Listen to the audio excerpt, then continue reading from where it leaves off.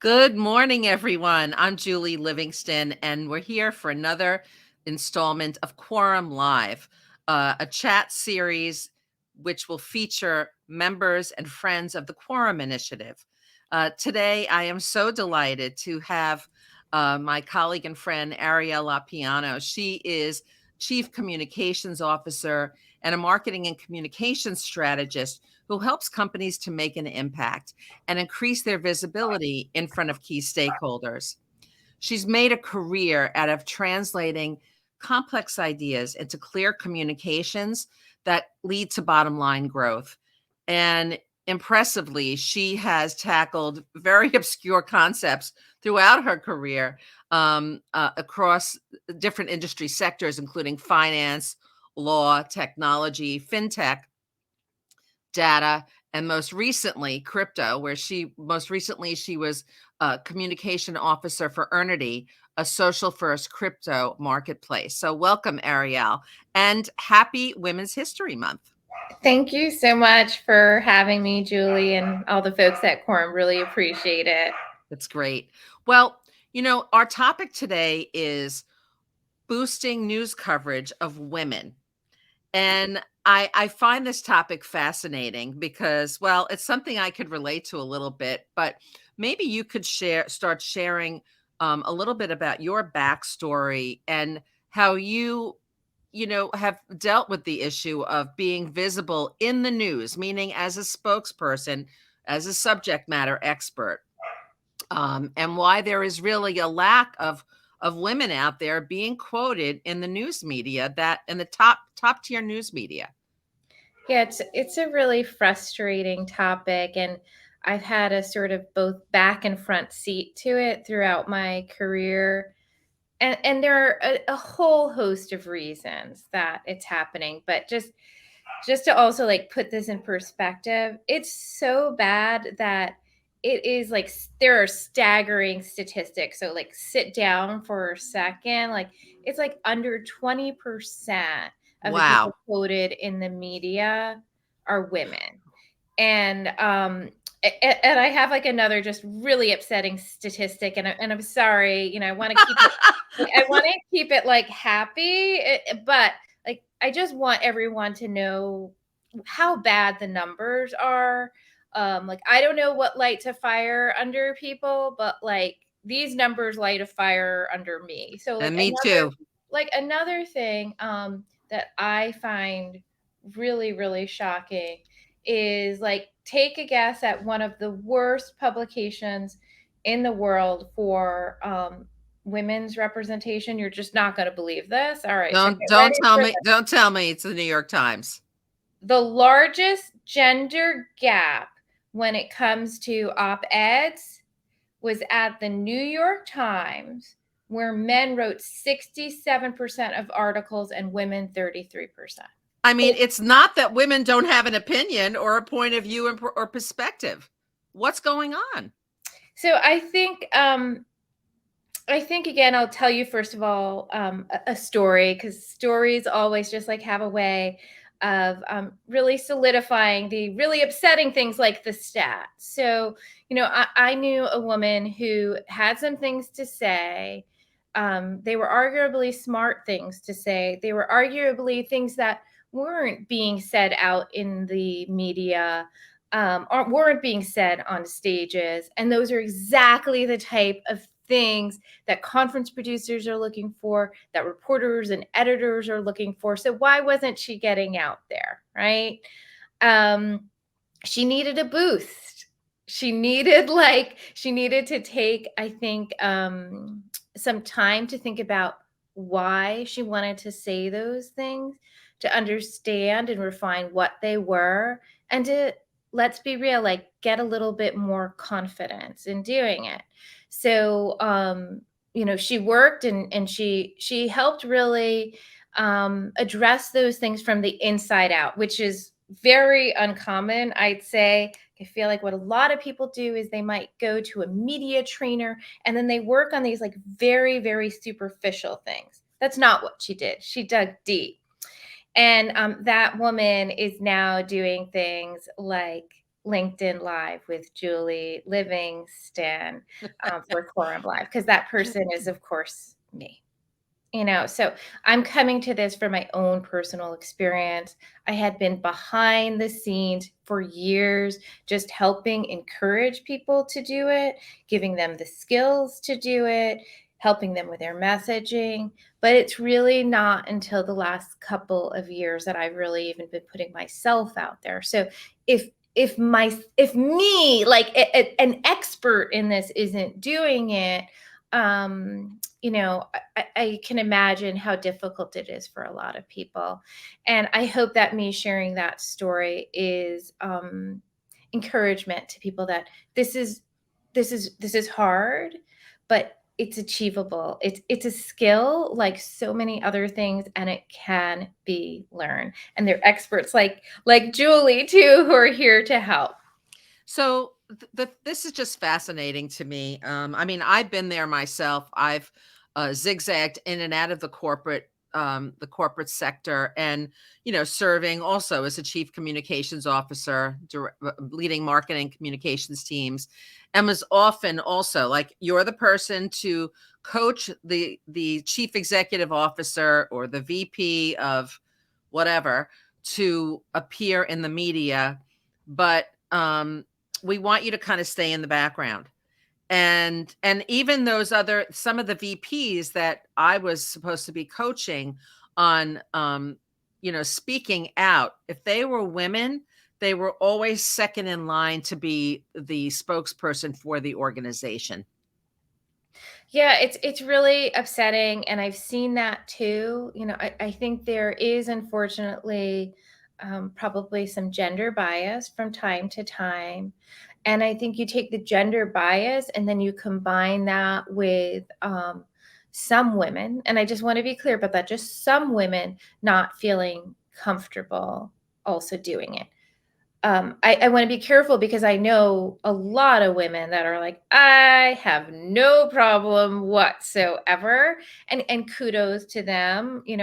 My goal today is to talk a little bit more to the women that are a little bit unsure. Like, I want to like be the person that like taking that person that's like they're dipping their toes in and like, Yeah. I don't know, it's cold. And like, I want to hold their hand and help them in like that sort of, that's where I get really passionate. That's great. And listen, we know as communications professionals that it's harder to even get media coverage today. There's been a lot of media consolidation. There are, in a sense, fewer opportunities to get covered in the media, and there's a lot of reporters are really stretched to the gills, right? They're covering multiple news beats. They're not as accessible to us as communication professionals anymore, where you can, develop those relationships by phone. A lot of things happen through email communication, which changes the landscape, I think. And so, how do you identify those opportunities for women to speak out, women leaders? And how do you kind of identify the facts that you need to kind of pitch a journalist? And how do you muster up that confidence that will push you forward to actually put yourself out there? Julie, some big questions there, which I really appreciate. And I think that my approach, or my aspirational approach, right, is to really encourage somebody to take a step back and think, first of all, think about why they're doing it or why they're not doing it. Right. So the point being, like, I really honestly think that the place to start is to think about your confidence and your message and your purpose. Like, if we have any brand strategists on, like, that's sort of what you do when you're building a brand. And I hate talking about personal branding because I feel like it scares people. But if you talk about purpose and meaning, usually that doesn't scare people. So, you know, if we have somebody out there that might be a compliance lawyer, right? Like, that person is likely really, really passionate about the companies out there understanding that compliance is very integral to their business. Like, it's once you refine what your purpose is, then talking about it then should feel typically more comfortable and you're more passionate about it. So I think that a lot of the times what happens is people start talking about issues that they're not passionate about, that they're not confident about.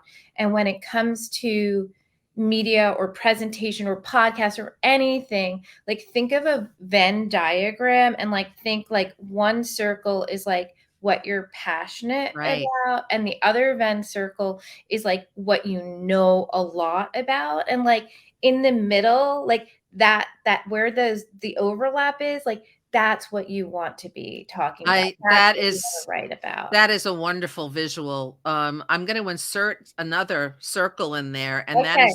that is the news value. You And the know, news value. You're I mean, totally you right. you mentioned compliance. I mean, that is a hot topic these days. So, what can the spokesperson, the subject matter expert, insert into the compliance news coverage that hasn't been covered before? Like, what kind of a niche kind of Sure. topic can they discuss that really has not been widely talked about? Yeah, and like putting like I'll put back on my reporter hat. I used to be a reporter and I actually still report. So, the things that reporters then are looking at are what hasn't been covered. Okay. So if you've come up with an idea that's been written about before, I'm really sorry. It's less likely to be of interest. So it's typically a new idea, a new trend, something developing, something reporters are missing. So it's like the combination of all of those things. And in writing a pitch, again, like they're experts like myself and Julie, like we know how to put these things together so that they will help reporters. So I do want to encourage people to ask the experts. But what we do is we go and we make sure that we understand what the reporters are writing about so that we can say to you, sorry, that's like been written about actually ad nauseum. What about saying it this way? What about this? It's like we're there to be a thought partner for you to help you think about it differently. So that's like a little bit like what I'd say, in terms of like what gets the reporter's attention. And the other thing is just either yourself or working with somebody that knows or will get to know the reporters, right? So, if you're on LinkedIn and you know that there is, Jen Smith, that publication X, and you love her writing and she seems like somebody that'd be good for you, like start following her on LinkedIn and Twitter and liking her stuff and being like, wow, that's really interesting. Like pay it forward essentially before you ask for the favor of like, Yeah. oh, I mean, please. I'll jump in, and I do a lot of work for C-level executives on LinkedIn, and raising their executive presence. And certainly you bring up a great point about optimizing your profile so that you can be positioned as a subject matter expert. If you go into LinkedIn creator mode, you will have the talks about hashtag section on the top of your profile. And if you put in the keywords like in compliance, legal, whatever those hashtags are that journalists might search for, you will also be more easy to be found when journalists are looking for experts in that subject area. And so, as a woman, that's a really important thing. So, make sure that your profile really talks about your subject matter expertise. I think that's totally right. And I swear Julie didn't give me any money to say this beforehand. But like I will tell you again, like going back like 25 years ago, I remember like when I was starting out, and I remember I had a very good friend, still a friend at the Wall Street Journal. He was a reporter back then. Now he's like a big fancy editor. And I remember he would always want to understand who the person was, like what was their background like, and got like really, really in what felt like to me in the weeds about it. And again, I was young in PR at the time, so I was learning myself.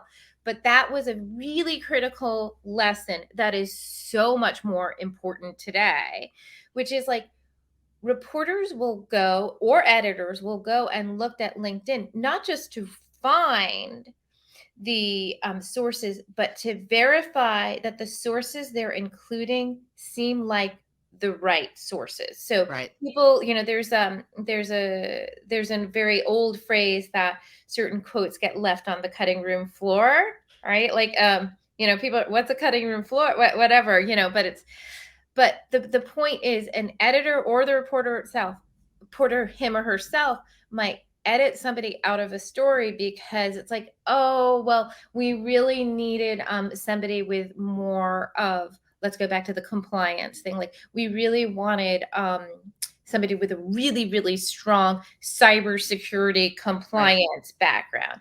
So if your LinkedIn isn't screaming cybersecurity You compliance, can miss that you opportunity. really can. And it's like unfortunate, but I've been seeing this happen for decades, and it's more acute now because you could write the best pitch. You and I, Julie, could write the best pitch for somebody, but if the coverage that they've been receiving, if they're lucky enough to get coverage, or their LinkedIn doesn't sort of match up, the reporter then feels a little bit funny about it, and Yeah. that gets more and more, I feel like, extreme the higher up the sort of tiers of media that you go.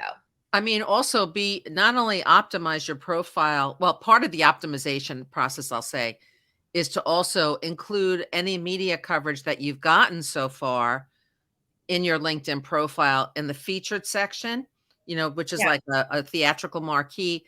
Also, under your experience, there's a media section you could add there, and also add the publications section so yeah, that anybody who just scans quickly is more apt to see where you have been featured in the media. it's It true. doesn't matter what size of the media outlet it is or how prestigious, just that you were viewed as a professional subject matter expert, and just feature that there so that they can easily see your experience. Totally agree. So, okay, so if you're ready, let's say women are thinking, wow, I do have something to say that hasn't really been covered in the press before. Um, I'm at that level in my company where I can, you know, if I assert myself, it's possible that I can be a spokesperson on this particular topic, which will help our organization position itself better as an industry leader. How do you navigate the internal politics, and sort of how do you cozy up to the chief communications officer or whoever is kind of overseeing those decisions? Yeah, I mean, I was sort of thinking about this last night, as I lay awake in bed. I was like, people should always be nicer to me. I'm sorry, it was just sort of funny. But if you are in an organization where there are PR people, communications people, marketing people, I would encourage you to reach out and just very politely explain that you're interested in getting out there. You have something to say. So I think the more, again, similar to how you'd pitch yourself to the media or to a speaker bureau or to like a conference, it's more about what you have to say than who you are, right? So that's one sort of thing. Like, I feel like I have something to share will be more successful than I want to get out there, right? Like, the more you make it for the internal pitch about having something to share that would be good for your organization, I think that would be helpful for the internal pitch, because the internal folks are under a lot of pressure. They if they're good, they're trying to like make sure that all the messaging, everything that they're doing is in line with the company's strategy. So the more that you can try to align that, the better. If you don't have, if you're on your own, or you're at a small organization, or you don't have folks like that to talk about, that's when, you give somebody like Julie a call for the mechanics of like getting the pitch out there. I'm starting to coach. It's when you give me a call to help sort of like build your foundation. That's what we want to do. We want to help people so that they're successful when they put themselves out there. And so let's just go back to the confidence issue for a minute, Arielle, because I think women, so many women, not all, but so many, suffer from imposter syndrome, all of these things, this internal mindset that kind of chips away at our confidence at every level of management. Women have Every, this, right? every. So how do we drum up that confidence to even think of ourselves and position ourselves as a media spokesperson and a subject matter expert? What do you recommend? First of all, I just want everyone to know that like some of the most kick A women that I know, and like the people that are out there like all the time, are still dealing with major confidence issues.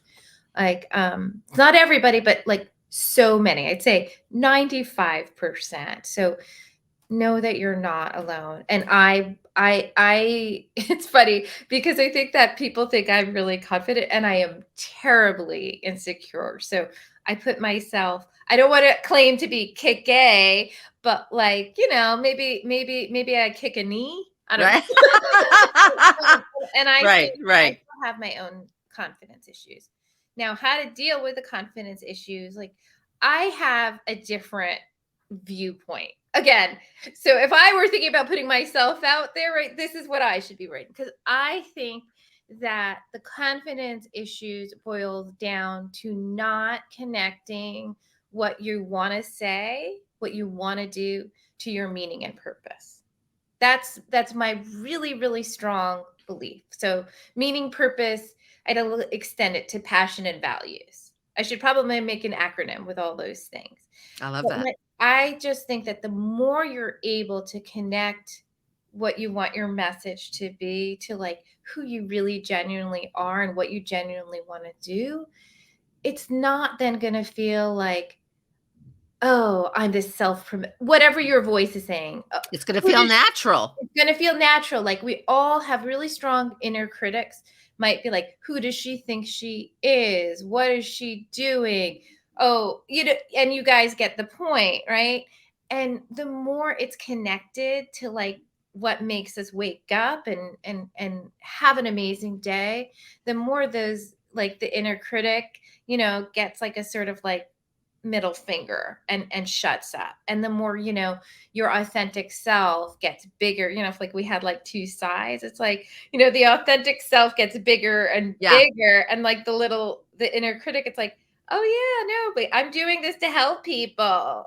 Okay. Yeah, I mean, sometimes I find that writing it down too, like writing down the facts about what makes you a subject matter expert can really remind you and kick that kick It that does. internal gremlin to the curb. It It does. really does help to look at that It sheet does. of paper and just say, Agreed. these are Agreed. my credentials. This is why I know more about this than anybody else, and what I bring to it, um, with Agreed. my And like, perspective. and on that, like I, as I mentioned, I'm just starting to do some coaching, and I'm working right now on a framework for an amazing woman who again has some confidence issues, and I'm in the process of doing that. Like, so here's like your headline message. Here are your passions. Here are the messages that connect to those passions, and what are some of the things that you want to say about it. And I think seeing it on the paper, I think it does bring a lot of value. It's like, wait a second, I have something to say. It's connected to who I am. I am uniquely positioned to do it. So the confidence it's key. It's key. It's something we all struggle with, but it's also something we can all conquer. Right, it's not insurmountable. What are some of the common missteps that people make in trying to position themselves as a media spokesperson and muster up the confidence to do so? Sure, I'd love to give you like 5 sort of common mistakes that I Ooh, see. okay. Okay. Yeah, this is a media tip. Put it in numbers, all right? And I feel like it's gonna make me unpopular, but it's also why you should listen because like they're real and I've seen them sort of make or break people. Like number one is don't act entitled or mean. Ah, Okay, like I get perfectly I said. I I was still am a reporter. I've worked on, conference organizers and I've seen throughout my career people act entitled or mean to reporters, conference organizers, the people on the set, on broadcast Right, TV. they bring an attitude to it. Yes. Don't, I go back to like, my dad told me first day of work, like, be nice to everyone. Be nice to everyone. It's common sense, really. It's common sense, and if we should all be kind, but if that's not enough for you, all the people involved are decision makers, one way or the other. They can influence whether you're back. So, you're rude to a reporter, you're off their list. Right, but if Y you position yourself as a resource for them, you'll be Yes. on the list. Yeah. Second sort of thing to me that I've seen a lot and cringe, cringe, cringe, cringe are the people that don't do the research or don't read the research. So, I've been in media interviews where I've had people come into the room and say the name of the wrong publication. Like, Ah, just kill me, ah. kill me. So, if you're lucky enough to have a PR communications marketing person and they've done the research for you, read it. If you don't have one, do some research. Just get a little bit of a feel. Know that you're talking to Julie Livingston, who went to Syracuse University and has some really amazing, amazing credentials and has been doing PR forever and has her own company. Like, know those things. Third big thing is people saying no. And when I presented to Quorum a couple of years ago, this was like my biggest thing. Like as somebody that's been trying to actively encourage women to speak up, speak out, grab the floor. I'm shocked at how many women say no. And I don't want to make this a gender thing, but that was my experience. My experience was that more women were saying no to the opportunities than yes. And we can't fix these numbers, which, as I've told you at the top of the show, I'm really passionate about if people say no. So say yes. Not every Right. opportunity is going to be perfect. It's not, unfortunately, that easy. So say yes. And if you need this goes to my fourth point. If you need it, ask for help. So, ask for help to allow you to say yes and not say no.